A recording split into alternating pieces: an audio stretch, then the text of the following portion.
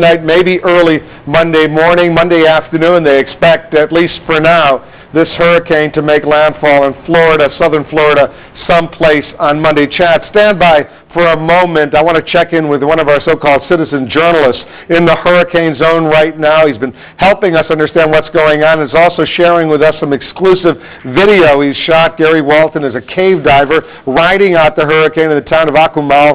He's joining us on the phone. That's about 60 miles south of Cancun. Gary, what is it like where you are right now? Well, Wolf, I had hoped that it would abate somewhat, but you know what? I think this storm is every bit as strong as it was several hours ago.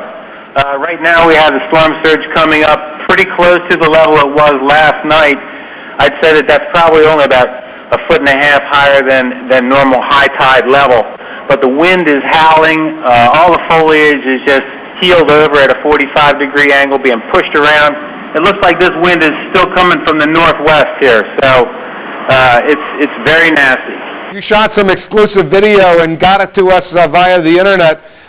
Gary, tell our viewers what we see.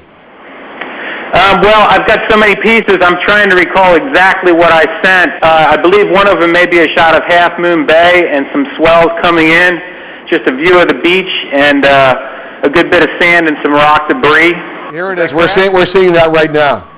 Okay, great. And I have a lot more of that I'm trying to come to grips with, but I'm a little technically challenged. We're running on batteries here.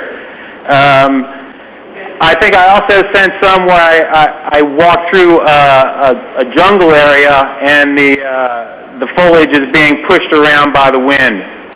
What's happening outside right now? But you're inside, obviously, but from what you see and hear, what's it like outside?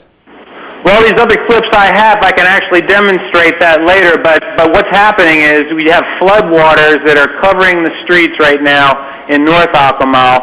It's about, I'd say about 3 or 4 inches deep on the access road that comes out toward Yakul Lagoon. As you walk around, the wires are still pretty much up on the poles, but of course they're moving around, being pushed around by the wind. The poles are shaking. Out on the beach, some of the first floor habitations of condos and so forth have been pushed in by the larger waves that rolled in earlier today.